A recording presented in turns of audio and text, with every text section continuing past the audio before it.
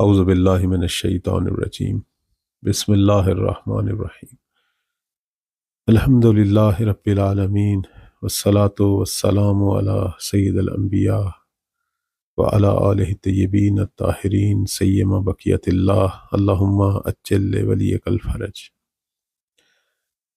ہماری گفتگو زیارت مبارکہ آل یاسین میں ہے اور ہم اس سلام پر پہنچے: السلام علیکہ یا تالیہ کتاب اللہ و ترجمانہ۔ سلام ہو آپ پر اے قرآن مجید کی تلاوت کرنے والے اور اس کے ترجمان۔ ہم نے عرض کیا کہ یہاں امام زمان علیہ السلام کو قرآن مجید کا حقیقی تلاوت کرنے والا قرار دیا، اور یہ بھی عرض کیا کہ پیغمبر اسلام صلی اللہ علیہ وآلہ وسلم نے اپنے بعد امت کی ہدایت کے لیے دو چیزوں کو چھوڑا، ایک قرآن مجید اور دوسری اپنی اطرت اور اہل بیت۔ قرآن کتاب ہدایت ہے اور اہل بیت جو ہے یعنی ہر دور میں پیغمبر اسلام کی اطرت اور اہل بیت میں سے ایک فرد جو ہے وہ معلم قرآن ہے، جس کے ذریعے قرآنی ہدایت جو ہے وہ لوگوں کی طرف منتقل ہوگی۔ اسی لیے امام زمان علیہ السلام کا جو دوسرا لقب ہے اس سلام میں وہ ترجمان ہے۔ ترجمان یعنی امام اس ہدایت الہی کو دوسری زبانوں میں ترجمہ کرتے ہیں، یعنی ایک زبان سے دوسری زبان میں منتقل کرتے ہیں۔ حتیٰ خود عرب لوگ کہ جن کی اپنی زبان عربی ہے وہ بھی قرآن کی ہدایت لینے میں، اس کی تفسیر لینے میں امام زمان کے محتاج ہے۔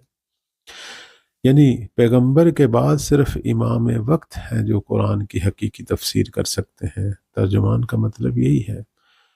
قرآن کے اندر بہت ساری چیزیں ہیں، بعض آیات محکم ہیں، بعض متشابہ ہیں، بعض کلی ہیں، بعض خاص ہیں، بعض ناسخ ہیں، بعض منسوخ ہیں۔ تو اب یہ ساری چیزیں امام بیان کرتے ہیں۔ کیوں؟ چونکہ اہل بیت ہی حقیقت میں قرآن کے مخاطب ہیں۔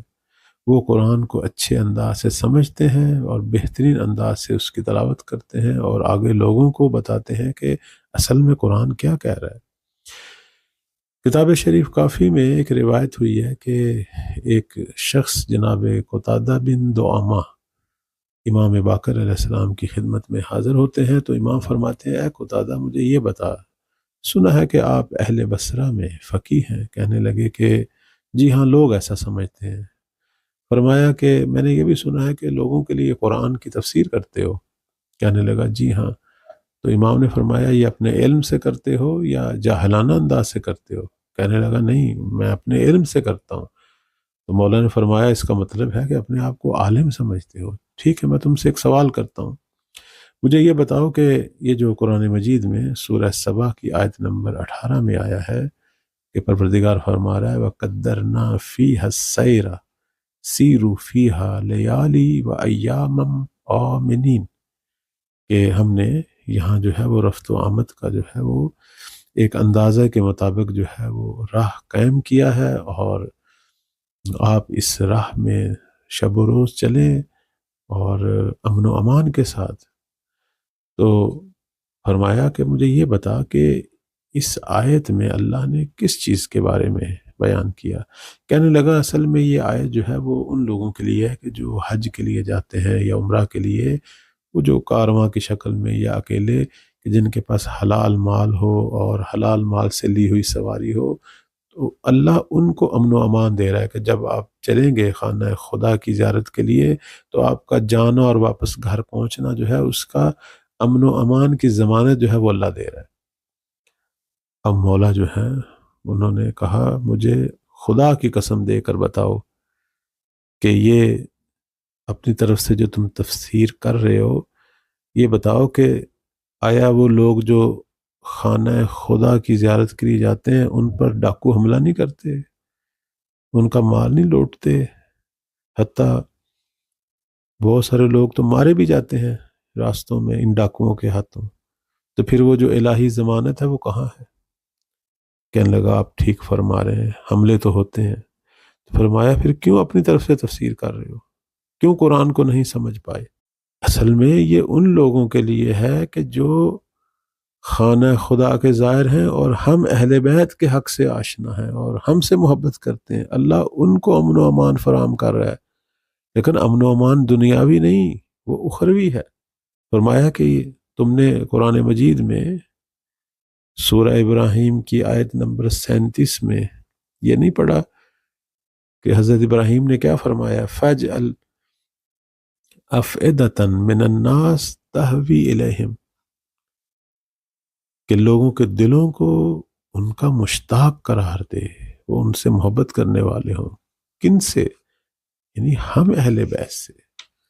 خدا کی قسم، وہ لوگ جو ہم سے محبت کرتے ہیں اور زائر بھی ہیں خانہ خدا کے، روز قیامت یہ لوگ عذاب جہنم سے محفوظ ہیں، چونکہ ان کی زیارت، ان کا حج ہماری محبت کی وجہ سے مورد قبول ہوگا، اور یہ اس دن ہلاکت سے بچ جائیں گے، عذاب سے بچ جائیں گے۔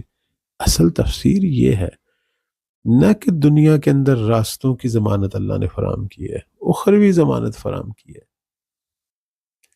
کہنے لگا آج کے بعد میں اپنی طرف سے تفسیر نہیں کروں گا، جس طرح آپ نے فرمایا ایسے ہی کروں گا۔ مولا نے فرمایا، اے قتادہ، وائے ہو تم پر، قرآن کو صرف وہی سمجھتے ہیں کہ جنہیں قرآن نے خطاب کیا، اور جنہیں قرآن نے خطاب کیا وہ صرف اور صرف پیغمبر اسلام صلی اللہ علیہ وآلہ وسلم اور ان کی پاک آل ہے۔ امیر المومنین امام علی علیہ السلام فرماتے ہیں کہ کہاں ہیں وہ لوگ جو یہ سمجھتے ہیں کہ وہ علم میں راسخ ہیں اور ہم اہل بیت نہیں ہیں، اور انہوں نے جھوٹ اور ظلم کے ساتھ یہ گمان اپنے لیے رکھا، اور اس وجہ سے کہ اللہ نے ہمیں بلندی دی، عظمت دی، اور انہیں پست کیا، اور اللہ نے ہمیں علم بخشا اور ان سے علم کو دور کیا، اور اللہ نے اپنی عنایت کی بارگاہ میں ہمیں داخل کیا اور انہیں خارج کیا۔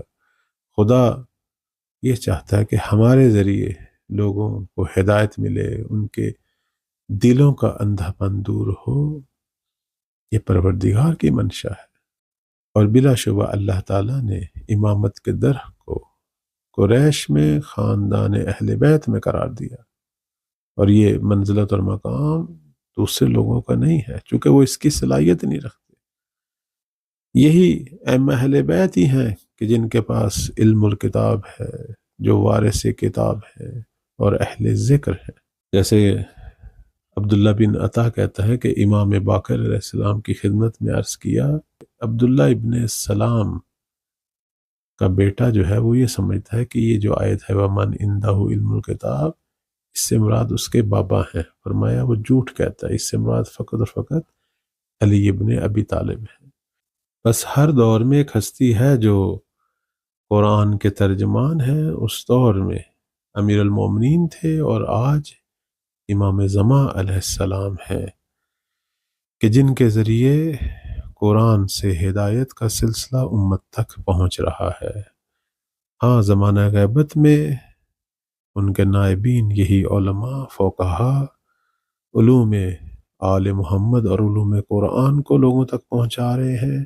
البتہ اس میں ان کے پشت پناہ خود امام زمان ہے، سرپرست امام زمان ہے، اور زمانہ ظہور میں امام براہ راست یہ نظام جو ہے وہ برقرار کریں گے۔ اللہ تعالی ہم سب کو اس زیارت سے فیض لینے اور مولا امام زمان کی معرفت حاصل کرنے کی توفیق دے۔ والسلام علیکم ورحمۃ اللہ۔